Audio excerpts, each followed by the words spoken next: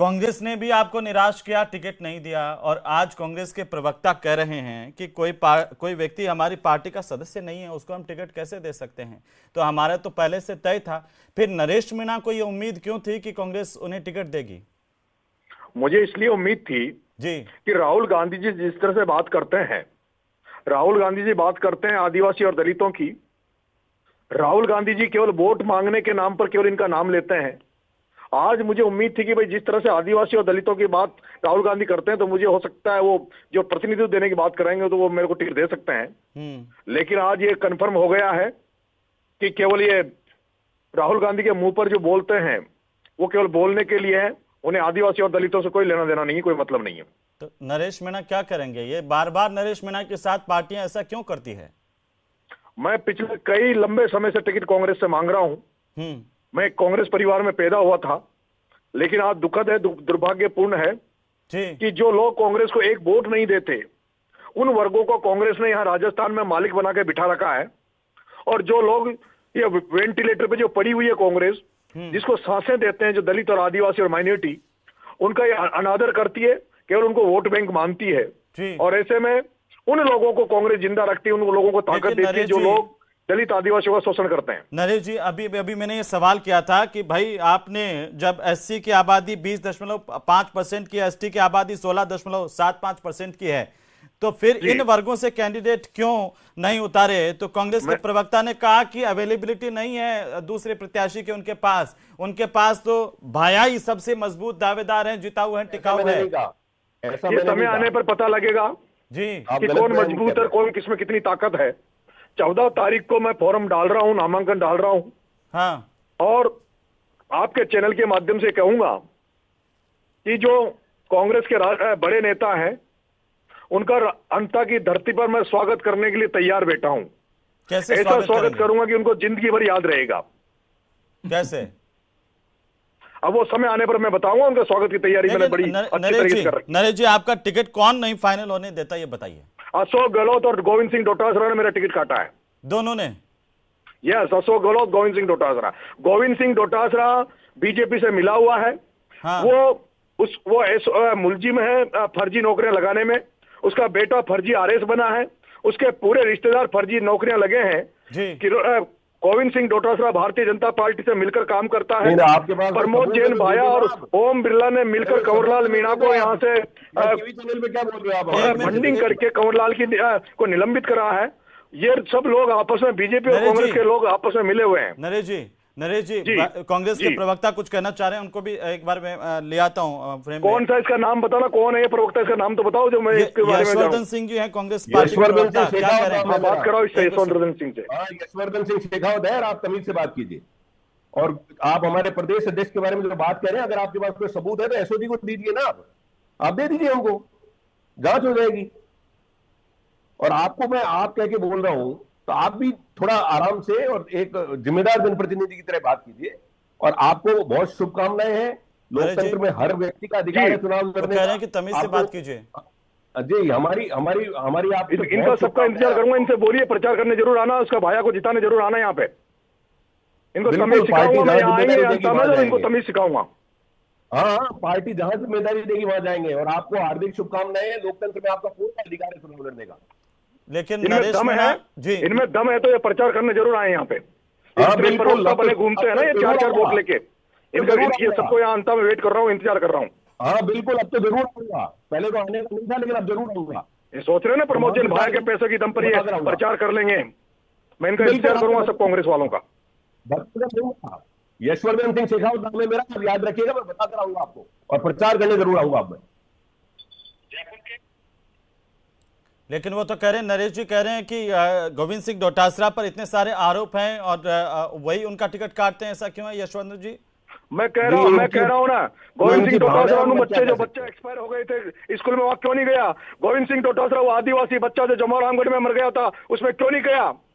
जहाँ इनके कांग्रेस के एक जिला अध्यक्ष गोपाल मीणा जो आदिवासी से आता है, उसके साथ पुलिस ने मारपीट की। गोविंद डोटासरा कहाँ सो रहा था?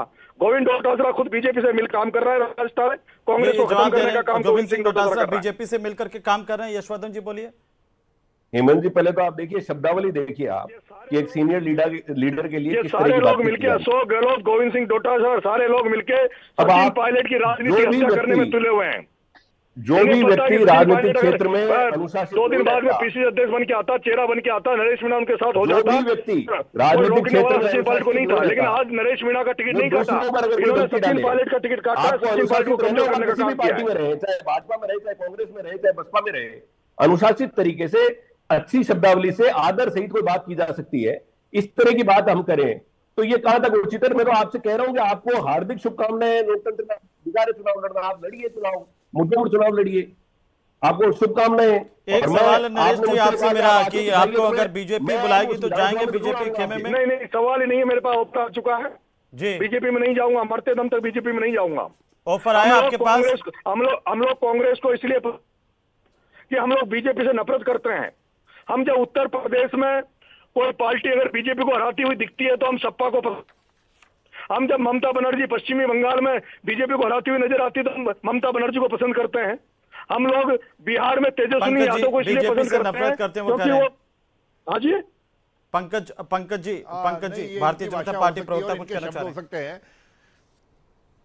हाँ, नहीं, पर ये नरेश जी का आकलन हो सकता है, नफरत करने वाला, ये नफरत की राजनीति करने वाले लोग हो सकते हैं। बाकी मैं आपको आंकड़ों के आधार पर बता दूं, 25 एसटी की रिजर्व सीट है, जिसमें 16 पे एसटी के जो, अरे पंकज मीणा सुन, तेरी जाति के बारे में बात कर रहे, जरा होशियारी मत दिखा, चुपचाप अपना काम कर। तेरे जैसे कई आते हैं जो बोलने के लिए, तमीज से बात कर। तेरे जैसे कई आते हैं यहाँ पे, अरे सारे दिन घूमता रहता है, बकवास करता रहता है, तेरे को थोड़ी बहुत भी तमीज होती है, ढंग से बात करता।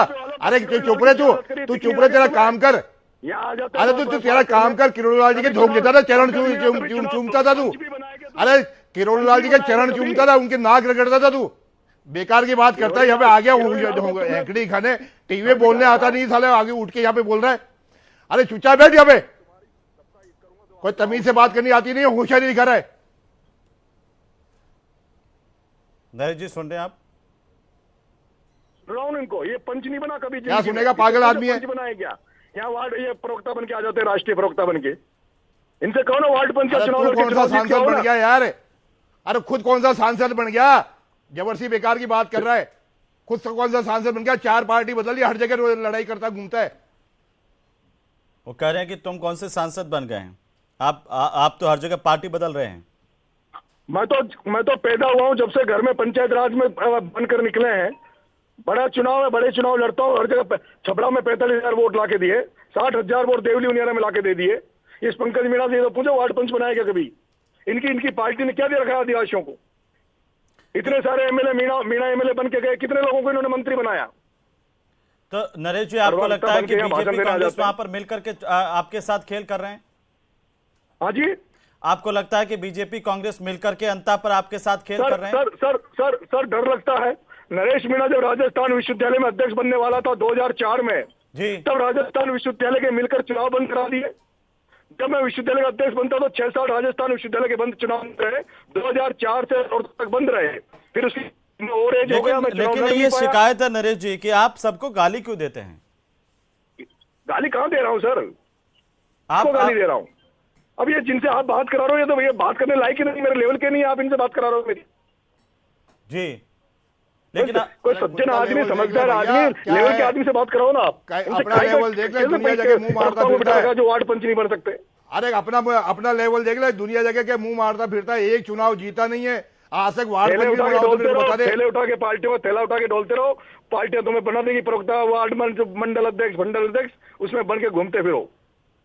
गांव में कभी सरपंच का चुनाव लड़ना तो पता लगेगा। अरे जमाराम लड़ गया तुम तो, खुद वार्ड पंच बना गया, आदिवासी मीणा मरा है उसको। अरे खुद में लड़ा गया, खुद में वार्ड पंच बना गया। अरे खुद लड़ा गया चुनाव, वार्ड पंच जीता क्या कभी? केवल 800 वोटों में वार्ड पंच होता, कभी वार्ड पंच बना क्या? जी नरेश जी, लेकिन अब आगे नरेश मीणा क्या करेंगे? अपना संघर्ष खुद करेंगे? चुनाव लड़ रहा हूं सर, 14 तारीख को फॉर्म भरूंगा। जी चलिए, बहुत सारी शुभकामनाएं हमारी तरफ से भी।